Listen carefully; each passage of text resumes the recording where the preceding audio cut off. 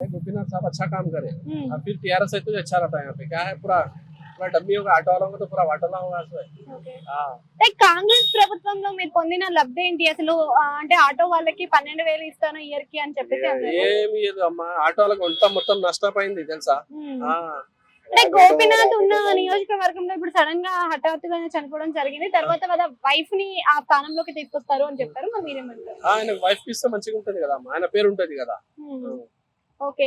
ఇప్పుడు మరి కాంగ్రెస్ నుంచి కూడా చూసుకున్నట్టయితే అజరుద్దీన్ కూడా పోటీ చేయడానికి వస్తున్నారు. ఫిరోజ్ ఖాన్ కూడా ఉన్నారు. ఎవరు వస్తుంది ఏం కలితే ఐడియా లేవు. ఇప్పుడు టకాపరి ఎలక్షన్ వస్తుంది కదా. ఉమ్. ఆ, అంటే ఫిరోజ్ ఖాన్ కాంగ్రెస్ నుంచి వస్తే ఏమైనా లాభం జరుగుతుంది అంటారా మరి అట్లా? ఏమంత ఐడియా లేవు అమ్మా, అంతా చెప్పని ఐడియా లేవు. ఓకే. ఆ, సో కాంగ్రెస్ ప్రభుత్వాన్ని కంపేర్ చేస్తే టీఆర్ఎస్ ప్రభుత్వంలో మీరు పొందిన లబ్ధి ఏంటంటే? టీఆర్ఎస్ వస్తే మంచిగా ఉంటది ఇప్పుడు. అంటే ఇన్ని రోజుల నుంచి టీఆర్ఎస్ ప్రభుత్వమే ఆ. జూబ్లీ హిల్స్ లో నడిచింది. ఉమ్. సో అదే ప్రభుత్వం కంటిన్యూ చేస్తే మరి ఈ పథకాలు కూడా అలానే వస్తాయి అంటారా మరి? మాగంటి గోపీనాథ్ గారు ఉన్నప్పుడు ఎలా ఉండే మరి? మంచిగా ఉన్నాయి.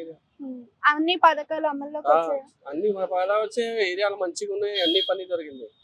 అంటే ఏ విధమైన పనులు జరిగినాయి అంటారు? ఏం జరిగిందంటే అది షాదీ ముబారక్ స్కీమ్ చాలా ఉమ్. रोड अच्छा था, सहूलत अच्छी थी तो।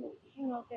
సో షాదీ ముబారక్ అనేది మనకి కేసీఆర్ గవర్నమెంట్ ఉన్నప్పుడు ఉంది. కానీ ఇప్పుడు కాంగ్రెస్ గవర్నమెంట్ వచ్చిన తర్వాత షాదీ ముబారక్ వల్ల తులం బంగారం ఇస్తా అని చెప్పినాడు కదా మరి? బంగారం ఇవ్వలే అమ్మా. ఏం లేదు. అయితే comparing to Congress government TRS ఇస్తేనే బాగుంటుంది. టీఆర్ఎస్ ఉంటే మంచిది.